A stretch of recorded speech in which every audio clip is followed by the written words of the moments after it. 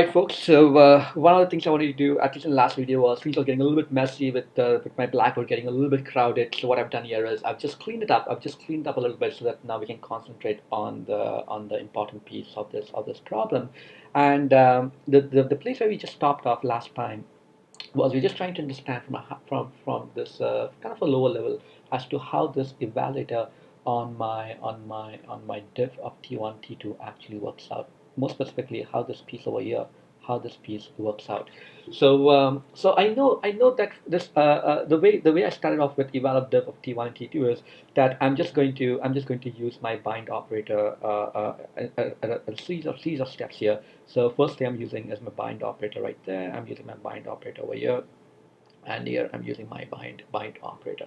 Now, what is really happening here from a very okay? So let's just focus on two things here. Let's just look at our actual computed value devoid of any side effect, where I'm just not trying to count the number of times the actual incrementation happens. Now again, this tick over here is basically s plus 1, because otherwise I wouldn't be able to count my number of times the division actually occurs here. So anyway, so what's happening here is first thing I can look the way I look at the way at least I like to look at it is that when I perform eval on T1, okay, what when I perform eval on T1, this thing results in some kind of a monadic value which is m of a, okay, some value that has a type of m of a.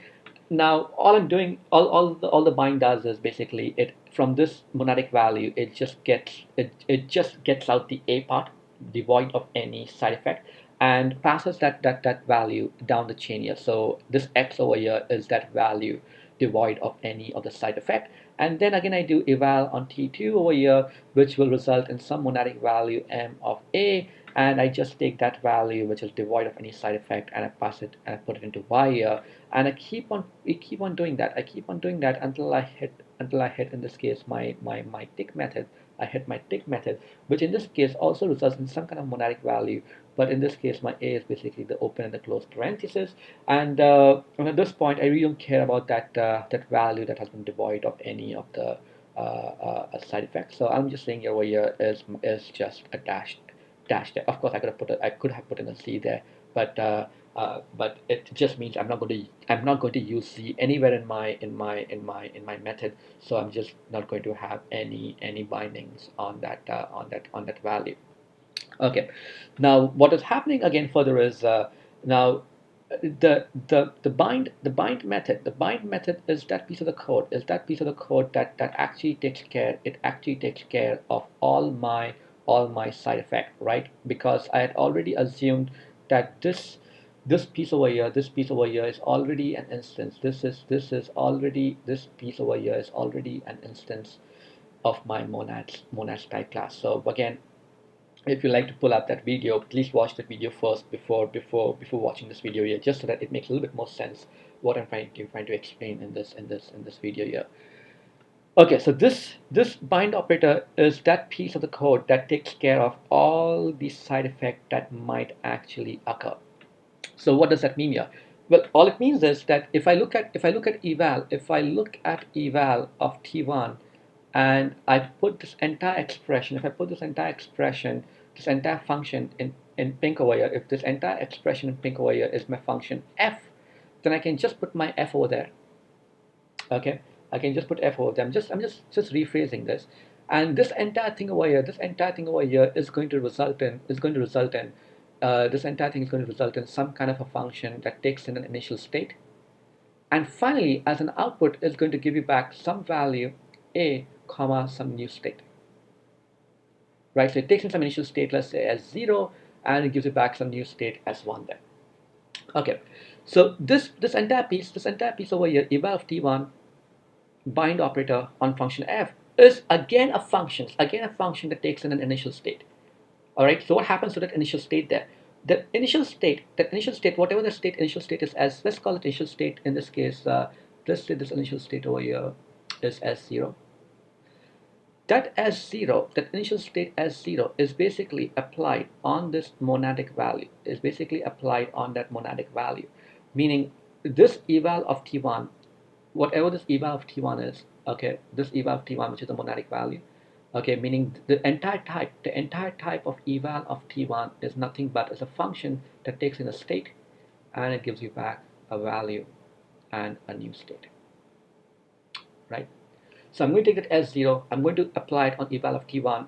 Now when I apply on eval of T1, that is going to result basically in this tuple, is going to result in this tuple.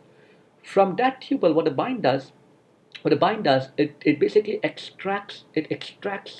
gets rid of the state, it gets rid of the side effect, it just takes the pure value A, and on that pure value, on that when I say pure value, all I mean is just that value that has been devoid of any side effect, and I'm going to just pass it into this variable x here. So this variable x is basically referring to whatever is that value that happens to be of that type variable A in this case. Okay. Now, in addition to that, what the bind is also doing is taking care of this new state value. What does that mean? It means that if this function f takes in this value over here, this value x, which is devoid of any side effect, the the body of their function is basically this entire piece over here. Let's call this function now from so let's say this piece over here, starting from here all the way up to there. Let's call it function g, and I can say now eval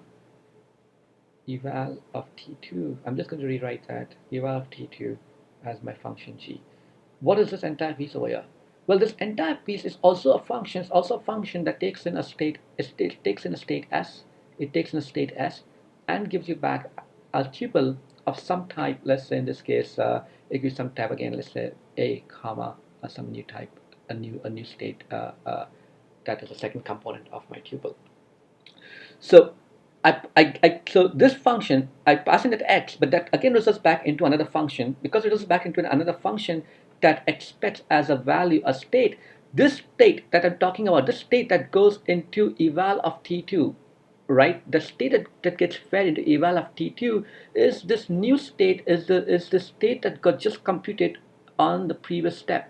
This state over here is that state that is going to get fed into eval of t2, right? And this is what the bind does, because bind does this everything in the background. The moment I declared my instance that happened to be an instance of the monad type class, I have already provided the implementation to the bind operator, and that bind operator is basically taking care of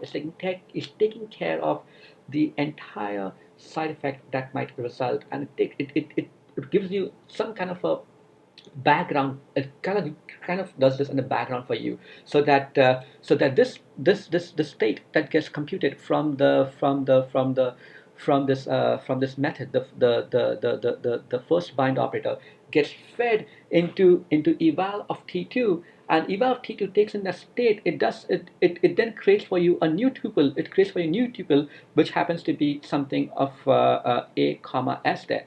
This S over here, this S I'm talking about, is this new state that got computed from eval of t2.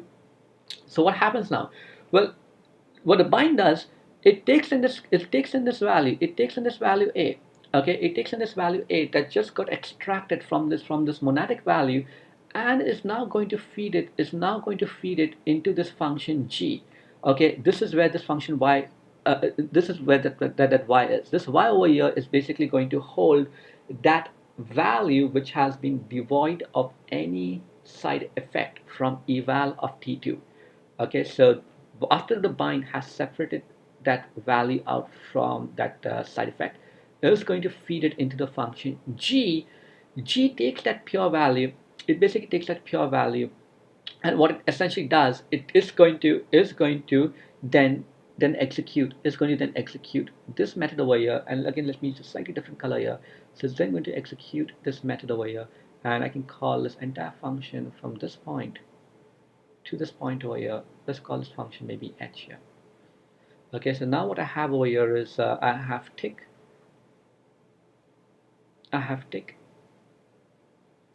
and followed by this function h. Okay, and once g gets applied on this newer value, this value devoid of any side effect of eval of T2, that is going to result in another monadic value. And because it results in another monadic value, this entire piece away, the type of tick is something that expects as an initial parameter some kind of a state. It's still expecting a state. I'm going to take the state and it's going to give you back something that is open and close parentheses as my value. I'm going to give you back a newer state here. This state S that gets fed into the tick is basically the state S from here. Okay, so this state S that just got computed from my previous expression gets now fed into the tick method. The tick method takes in the state S. It takes in the state S, and it basically increments that state S. Okay, and again, this is open and close parentheses. Instead of saying A there, I should just be careful. This is my open and close parentheses. So it takes in a state S and just increments it by 1. All right. So so that's what the tick does here. It takes in a state, it increments it by 1. But what the bind actually does now is it takes in that value which is devoid of any of the side effect, which is this piece over here, the open and close parentheses. Now I really don't care. I really don't want to store that in any kind of a variable there. So I had this dash there, and now what's going to happen is that this function h is going to return back, in this case, some kind of a monadic value, which is in this case x divided by y, and whatever x is, whatever y is, once I perform a division on that, and whatever the quotient is, I'm going to say return of that, and return basically is a method that takes in some value a and gives you back some monadic value m of a there. So this is going to result back in this entire thing, which is return of x divided by y, which is a monadic value m of a, which is nothing but it takes in a state and gives you back something a comma s, meaning that this return is now expecting as an input some kind of a state, which is basically the state that just got computed from tick, which is this s over here. This s finally gets fed into this s over here, which happens to be of my return method, and that finally is going to give you back the quotient, which is a, in this case is basically x divided by y, and it's going to give you back some state s here, which is basically counting the number of times the division has occurred.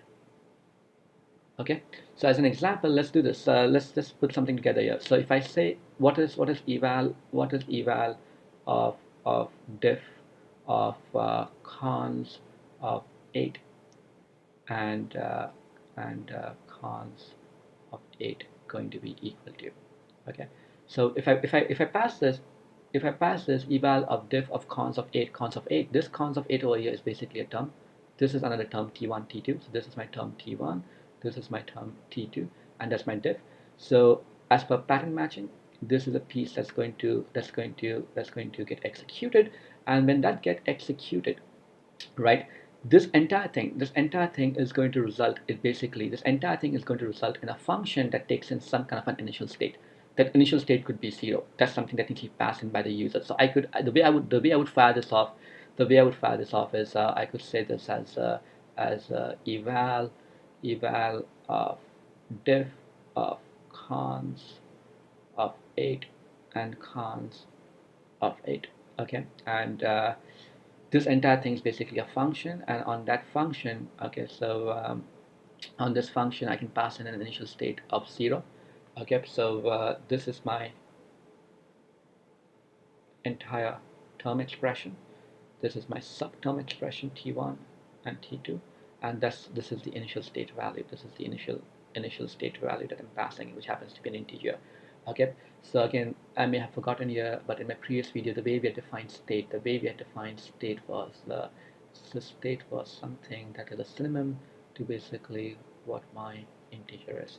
So I'm passing in the initial state value 0 there, and the execution of this entire thing is going to take in this initial state value 0, and then I'm going to call eval on T1, and eval on T1 is basically this piece over here. This is my T1 right there. This is my T1. That's my T2. So eval on T1 is basically going to result in this piece of the code here. So cons of A becomes equals to cons of 8. That tells you the entire value is return of A. Return of A is basically this entire piece over here is nothing but a function that takes in a state value and gives you back something that is just the value A and state unchanged. So the state is 0. If 0 is being passed here, what I get back is basically this tuple. I get back this tuple which is going to be 8 comma 0. That's what return does. Okay, so this entire piece over here, in this case, what the bind does is the moment bind takes in that initial state value and calls it on eval of T1, that results in this tuple of 8 comma 0. The 8 over here is now passed in to x. My x becomes 8. And then I'm going to say eval of T2. Now eval of T2 is basically a function. It's a function that expects as an initial parameter a new state value. That new state value is being passed in from here. This 0 here, again this is a little difficult to see here, but this 0 right there, this 0 right here is my new state value that's been passed into eval of T2. And what eval of T2 now does is basically it first says, all right, eval of T2 comma the state value of 0 is going to result in this entire thing is going to result basically this entire thing is going to result in another tuple which is going to have 8 comma 0, because the way I started this problem was my T2 is the same cons of 8 again, right? I still have cons of 8 again, so that's going to result in 8 comma 0. Okay, so eval of T2 is basically just a function, right? Eval of T2 is a function that expects as an input a state. The state that I'm passing in is in this value 0. I'm passing in this value a state of 0, and once I pass in a state of 0, this entire thing results into a tuple which is 8 comma 0. And now what the bind actually does is it takes out this 8, the pure value, assigns it to the variable y. So 8 gets assigned to the variable y. Okay, and then finally I have this as my expression tick of the bind operator followed by my function h. What tick is again a monadic value which expects as an initial parameter. It expects as an initial parameter a state value. The state that gets passed in is this value 0 from here. This 0 from here gets passed into tick, which results if 0 gets passed into tick right there, what happens to that s? I'm going to take that s 0 plus 1, that becomes a 1. I'm going to add 1 to it, and I really don't care of the actual value from my tick here, so I'm just going to ignore that. But the new value of my state in this case is s plus 1, which is in this case 1. And then finally I have this return expression where I'm going to do x divided by y. So in this case x and y are both 8. 8 divided by 8 is going to be a 1. But return of 1, what does return of 1 do in this case? So return of 1, so if I look at my return, the return method that has been implemented in my instance of my state monad, it takes in a as 1, and it results back into some monadic value m of a, which is nothing but a function. It's a function that takes in an initial state value and gives you back a tuple. What is the state value that gets fed into this? This state value that gets fed into the return statement is that state value that what the bind actually does, it takes in from the tuple that got created from the tick method, which is this piece over here. This tuple got created from the tick method. So I'm going to take that one, the second component of my tuple, and that happens to be, that gets passed as my s of my return statement. So x divided by y is, this entire thing is 1. So finally I get back the answer 1 comma 1 of my once when the return statement executes. So this entire thing, that I started off, this entire thing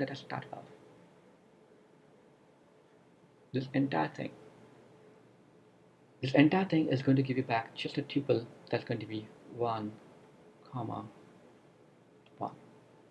Okay. So I hope this was useful. I hope this was useful in connecting some of the materials that we've been learning about monad. But I think the state monad is a little bit challenging in the sense that because you now have some kind of a function that is involved as part of the